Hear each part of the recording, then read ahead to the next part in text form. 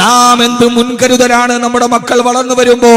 ലഹരി മാഫിയ നമ്മുടെ വീടിന്റെ ഉള്ളിൽ, ആ പാവ അമ്മ അറിഞ്ഞില്ലല്ലോ തന്റെ മകൻ കഞ്ചാവിന് അടിമയാണെന്ന്. നമ്മുടെ കുട്ടികൾ പോകുന്ന സ്കൂളിന്റെ മുമ്പിൽ ലഹരി മാഫിയ. അത് പറ്റാന്ന് പറഞ്ഞാൽ പറയുന്നവർക്കെതിരെ പിന്നീട് പ്രകോപനം ഉണ്ടാക്കുക. ഞാൻ എന്റെ പ്രിയപ്പെട്ട സഹോദരങ്ങളോട് ഓർമ്മിപ്പിക്കുകയാണ്, ഗവൺമെന്റിന് ബാധ്യതയില്ലേ? പഞ്ചായത്തിന് ബാധ്യതയില്ലേ? മഹല്ല് കമ്മിറ്റിക്ക് ബാധ്യതയില്ലേ? ഇമാമിങ്ങൾക്ക് ബാധ്യതയില്ലേ? രക്ഷകർത്താക്കൾക്ക് ബാധ്യതയില്ലേ? പ്രബോധകന്മാർക്ക് ബാധ്യതയില്ലേ?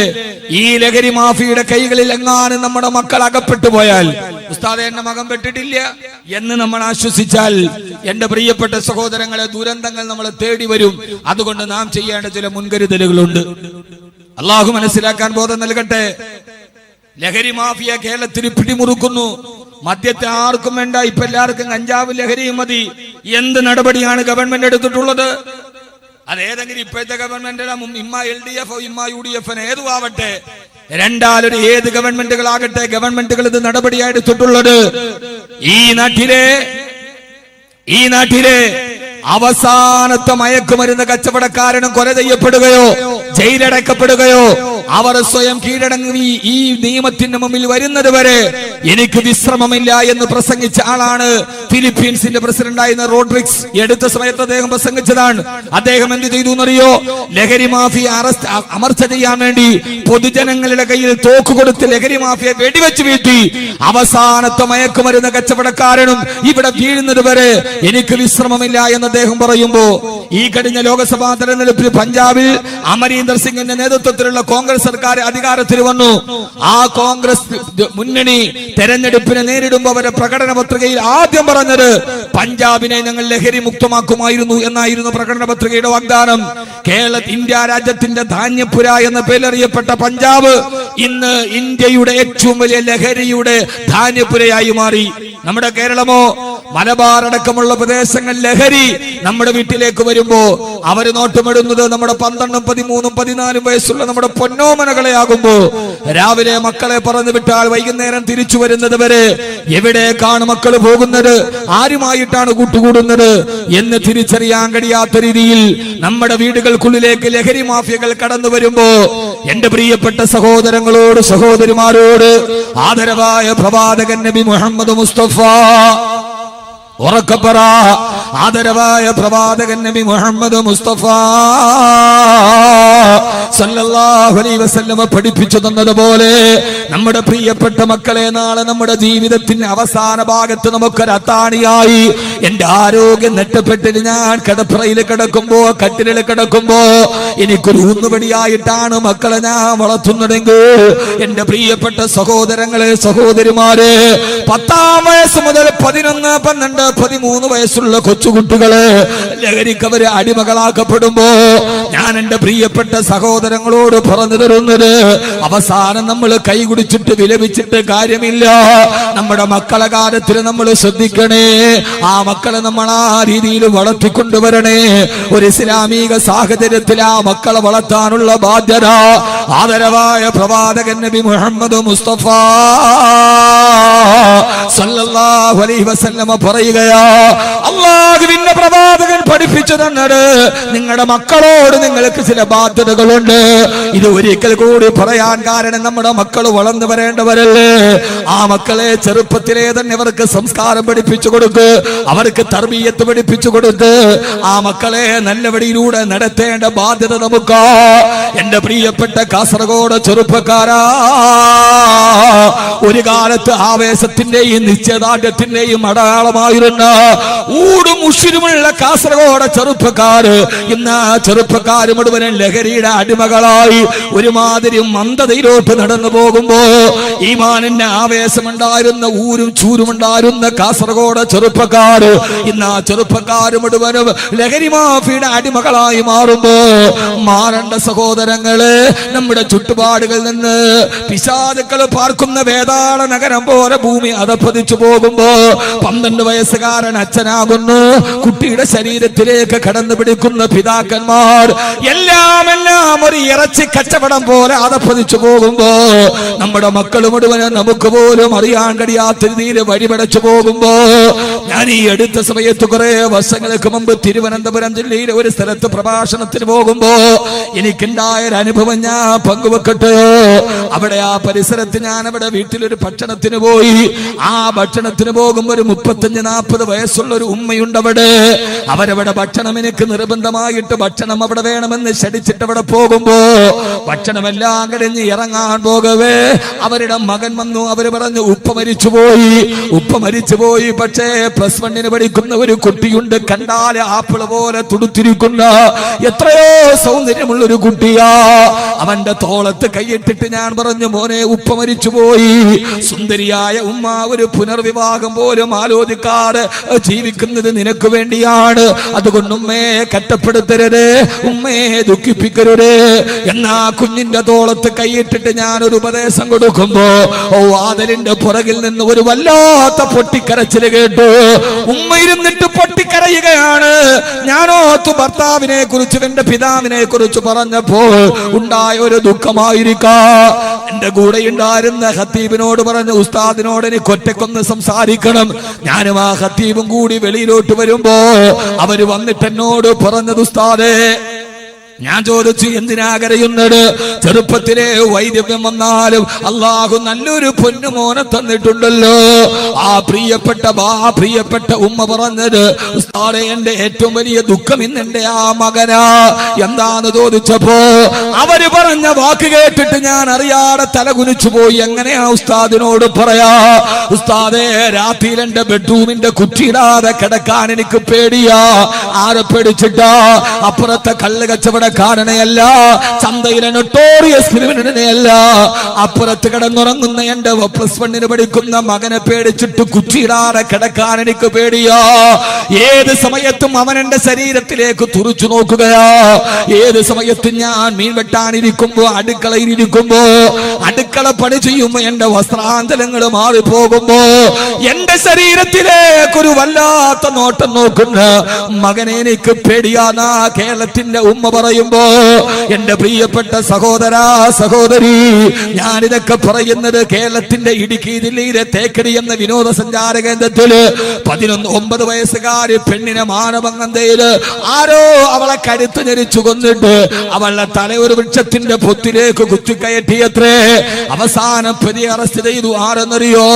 ആ 9 വയസ്സുകാരി പൊന്നുമോളുടെ കൂടെ സ്കൂളിൽ പോകുന്ന, ഒരേ ഓട്ടോറിക്ഷയിൽ സഞ്ചരിക്കുന്ന തൊട്ടടുത്തുള്ള 14 വയസ്സുകാരനാണ് പ്രതി.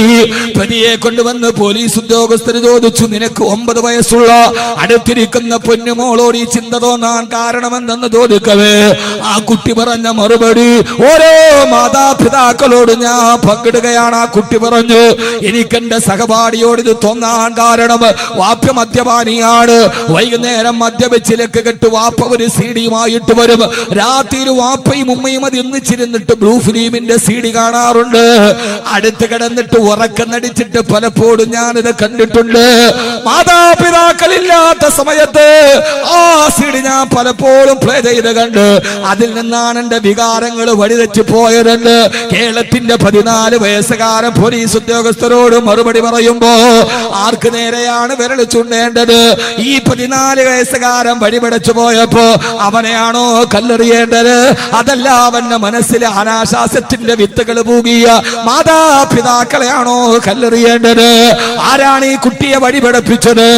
അതുകൊണ്ടാണ് ഖുർആൻ പറയുന്നത്, നാളെ പരലോകത്ത് പടച്ചറപ്പിന്റെ നരകത്തിന്റെ മുമ്പ് ചില മക്കൾ അല്ലാഹുവിനോട് പറയുമത്രേ, അല്ലാഹുവേ, ചില മക്കളെ അല്ലാഹു നരകത്തിന്റെ അഗാധമായ തീനാളങ്ങളിലേക്ക് വലിച്ചെറിയാൻ പോകുമ്പോ ആ മക്കൾ പറയും, അല്ലാഹുവേ റബ്ബനാ ആതിഹിം ളഅഫൈന മിനൽ അദാബ് വൽഅൻഹും ലഅനൻ കബീറാ. പടച്ചവനെ, ഞങ്ങളെ വഴിപടപ്പിച്ചത് ഈ മാതാപിതാക്കളാണ്, ഞങ്ങളെ വഴിതെറ്റിച്ചത് ഞങ്ങളുടെ മാതാപിതാക്കളാണ്.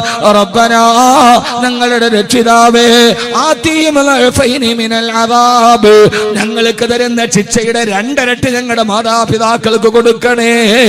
വൽഅൻഹും വല്ലനുഹും അലനന കബീറാ. അല്ലാഹു ആ സമൂഹത്തെ ശപിക്കുമെന്ന് ഖുർആൻ പറയുമ്പോ എന്റെ പ്രിയപ്പെട്ട സഹോദരങ്ങള്, നമ്മുടെ മക്കൾ വളർന്നു വരുന്നത് പിശാചുക്കൾ പാർക്കുന്ന ഒരു നഗരത്തിലാണ്. ആ പൈശാചികതയുടെ വക്കിലേക്ക് വീടാതിരിക്കാ നമ്മുടെ മക്കളെ നല്ല അന്തരീക്ഷത്തിൽ വളർത്തണേ. അല്ലാഹു നമുക്ക് തൗഫീഖ് നൽകി അനുഗ്രഹിക്കുമാറാകട്ടെ. അല്ലാഹു നമ്മുടെ മക്കളെ നേർവഴിയിലാക്കട്ടെ. ആമീൻ പറയും.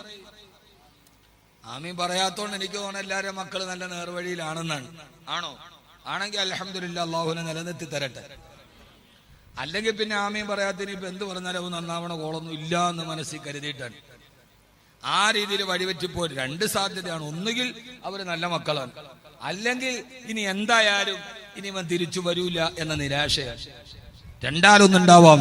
അള്ളാഹു നമ്മുടെ മക്കളെ നല്ല മക്കളാക്കി തരട്ടെ. അതിനെന്താ ചെയ്യുക? വേറെ കുറെ നമ്മൾ വായിട്ട് പറഞ്ഞിട്ട് കാര്യമില്ല. ഇനിയുള്ള തലമുറയെങ്കിലും നന്നാവണം. അതിനാദ്യം ചെയ്യേണ്ടത് എന്താ? ഒന്ന് രണ്ട് കാര്യങ്ങൾ ഞാൻ പഠിപ്പിച്ചു. ഹബീബായ റസൂലുള്ളാഹി സ്വല്ലല്ലാഹു അലൈഹി വസല്ലം ഇനിയുള്ള മക്കളുടെ കാര്യത്തിൽ 11 വയസ്സാകുമ്പോൾ മക്കൾ വഴിതെറ്റാൻ തുടങ്ങും. നമ്മുടെ കുട്ടികൾ സിഗരറ്റ് വലിക്കുന്ന കണ്ട അപ്പോഴേ തീരുമാനിച്ചോണം ഇവൻ ആരുടെ വലയത്തിൽ പെട്ടിട്ടുണ്ട്. നമ്മുടെ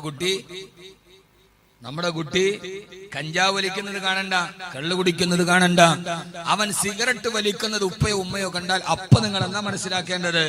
ഇവൻ വേറെ ഏതോ ഒരു കൂട്ടുകെട്ടിലോ ഒരു സ്വാധീനത്തിനോ ഇവൻ വഴങ്ങിയിട്ടുണ്ട്. അതൊരു അടയാളമാണ്. അപ്പോഴേ നമ്മുടെ കുട്ടികളുടെ കാര്യത്തിൽ നിതാന്ത ജാഗ്രത പുലർത്തണം. നമ്മെ സംബന്ധിച്ചോളം കാസർഗോഡ് പ്രദേശത്ത് മാത്രമല്ല, കേരളത്തിന്റെ എല്ലായിടത്തും. എല്ലാവരും പറയും കാസർഗോഡ് ലഹരി മാഫിയ. അല്ല, എല്ലായിടത്തും ഉണ്ട്, ഒരിടത്തൊന്നുമല്ല. ഇതിനേക്കാൾ കൂടുതലുണ്ട് അടുത്ത ജില്ലകളിൽ. പക്ഷേ നമ്മൾ അറിയുന്നില്ല എന്ന് മാത്രം. സ്കൂളിന്റെ മുമ്പിലുള്ള പെട്ടിക്കടകളിൽ പോലും ഒരു സൈസ് കോളയുണ്ട്, അത്ര പെപ്സി. ആ പെപ്സി ഒറിജിനൽ പെപ്സി അല്ല, അതിന്റെ ഉള്ളിൽ ഒരു ഗുളിക കലർത്തും. അത് കുടിക്കാൻ കുട്ടികളുടെ തിരക്കാണ്. ഒരു പ്രാവശ്യം കുടിച്ചാൽ അവൻ അത് കുടിക്കാതിരിക്കില്ല. ആ രീതികളിൽ സ്കൂളുകൾ കേന്ദ്രീകരിച്ച് നടക്കുന്ന വാണിഭങ്ങൾ, ഇതൊന്നും നമ്മൾ അറിയുന്നില്ല. നമ്മുടെ കുട്ടികളെ ഇതിനേറ്റവും പ്രധാനപ്പെട്ട ഒരു വഴി നമ്മുടെ കുട്ടികളെ ഖുർആൻ പറഞ്ഞതുപോലെ വളർത്തുക എന്നതാണ്. അള്ളാഹു നമുക്ക് നമ്മുടെ കുട്ടികളെ അങ്ങനെ വളർത്താൻ തൗഫീക്ക് നൽകട്ടെ. നമ്മളാകെ മക്കളുടെ കാര്യത്തിൽ ബോധവാന്മാരാകുന്നത് ഒരു 10-15 വയസ്സായി, SSLC ഒക്കെ കഴിഞ്ഞു. ശ്രദ്ധിക്കണം നമ്മൾ. നമ്മുടെ കുട്ടികൾ രാത്രി വീട്ടിൽ വരാതായി, വൈകി വരാൻ തുടങ്ങിയാൽ അപ്പോഴേ നിങ്ങൾ മനസ്സിലായിക്കോണം ഇവൻ വീട്ടിൽ നിന്ന് പോലും അകന്നു പോകുന്ന ഒരു കൂട്ടുകെട്ടിൽ ഇവൻ പെട്ടിട്ടുണ്ട്. ഉപ്പമാരെ, ഉമ്മമാരെ, മക്കളെ രാത്രിയായാലും വീട്ടിൽ വരാത്ത മക്കൾ ഇശാ നമസ്കാരം കഴിഞ്ഞ് അത്താഴം കടിക്കുമ്പോൾ നമ്മുടെ കുട്ടികൾ നമ്മുടെ കൂടെ അത്താഴം കടിക്കാൻ നമ്മൾ നിർബന്ധത പുലർത്തേണ്ടതുണ്ട്. അത് ഉസ്താദ് ഈ കാലഘട്ടമല്ലേ, വെക്കേഷൻ അല്ലേ, അവന് 12 മണി വരെ ഇരിക്കട്ടെ, പാടില്ല. നമ്മുടെ മക്കൾ അത്താഴം കടിക്കുമ്പോൾ നമ്മുടെ കൂടെ ഉണ്ടാവണം. അങ്ങനെയാണോ എന്ന് നിങ്ങളൊന്ന് ചിന്തിക്കുക. അത്താഴം കടിക്കാൻ ഞാൻ വേറെ എന്നും പറഞ്ഞത് തന്നെ പറഞ്ഞെന്തിനാണ്? അത്താഴം കടിക്കാൻ നമ്മുടെ വീട്ടിൽ നമ്മുടെ മക്കൾ ഉണ്ടാകണമെന്ന ഒരു നിർബന്ധ ബുദ്ധി നമുക്കില്ല. നമ്മൾ പരമാവധി അഴിച്ചുവിടുകയാണ്. പെണ്ണുങ്ങൾ ബദ്ധ ശ്രദ്ധാലുക്കളല്ല. കഞ്ചാവ് മാഫിയ എന്നത് ഏറ്റവും വലിയൊരു വലയാണ്. അവരാരെയും മിനിങ്ങാന്ന് 4 ദിവസം മുമ്പ് ഇടുക്കി ജില്ലയിൽ, എന്റെ വീട് ഇടുക്കി ജില്ലയിലാണ്, അവിടെ 2 പെൺകുട്ടികളെ, കഞ്ചാവ് കാരിയർമാരായ 2 പെൺകുട്ടികളെ പോലീസ് പിടിച്ചു. ഒരു പെൺകുട്ടി കണ്ണൂർ ജില്ലയിൽ നിന്നാണ്, പിടിക്കുന്നത് ഇടുക്കിയിൽ നിന്നാണ്. ആ കുട്ടിയെ കുറിച്ചുള്ള വാർത്തകൾ വരുമ്പോ അവള് കണ്ണൂർ ജില്ലയിലെ തളിപ്പറമ്പിനടുത്തുള്ള ഒരു സ്ഥലത്ത് മാന്യമായി ജീവിച്ച ഒരു കുട്ടി, ഭർത്താവ് ഗൾഫിലാണ്. ആ ഭർത്താവ് ഗൾഫിലായിരുന്ന കുട്ടി വളരെ മാന്യമായ ആ പെൺകുട്ടിയെ കുറിച്ച് അയൽവക്കക്കാർക്ക് നല്ലതേ പറയാനുള്ളൂ. മിതഭാഷി, ആരോട് കൂടുതൽ സംസാരിക്കാറില്ല. ഒരിക്കൽ ആലപ്പുഴയിൽ നിന്നൊരു ചെറുപ്പക്കാരൻ അവളുടെ ഫോണിലേക്ക് ഒരു മിസ് കോൾ അടിച്ചതാണ്. ആ മിസ് കോൾ പിന്നെ സൗഹൃദമായി, പ്രണയമായി. ഒരു കുട്ടിയെയും ഭർത്താവ് ഗൾഫിൽ നിന്ന് വന്നപ്പോ ഉണ്ടായിരുന്ന കുട്ടിയെയും വലിച്ചെറിഞ്ഞിട്ട് കാമുകന്റെ കൂടെ പോയി. ആ പെണ്ണിനെ പിന്നെ ആളുകൾ അറിയുന്നത് പിന്നെ ഒരു വിവരമില്ല. പിന്നെ അവൾ കഞ്ചാവ് കച്ചവടക്കാരന്റെ കാരിയറായി മാറി. കണ്ണൂർ ജില്ലയിലെ തളിപ്പറമ്പിനടക്കുള്ള ഒരു ഗൃഹാന്തരീക്ഷത്തിന്റെ ഉള്ളിൽ സ്വസ്ഥമായി തന്റെ ഭർത്താവിന്റെ കൂടെ നാട്ടുകാർക്കും അയൽവക്കക്കാർക്കും നല്ല അഭിപ്രായത്തോടെ ജീവിച്ച ഒരു പെൺകുട്ടിയെ കഞ്ചാവ് കച്ചവടവുമായി ബന്ധമുള്ള ഒരാൾ മിസ്കോളിലൂടെ പരിചയപ്പെട്ടപ്പോ എങ്ങനെയാണ് അച്ചടക്കമുള്ള ആ പെൺകുട്ടി പിന്നെ കഞ്ചാവിന്റെ കാരിയറായി മാറിയത് എന്ന് ചിന്തിക്കുമ്പോ ഞാൻ ഈ വിഷയം പറയാൻ കാരണം നമ്മുടെ സമൂഹത്തെ മുഴുവനും ചൂഴ്ന്നു നിൽക്കുന്ന ഒരു വലയുണ്ട്.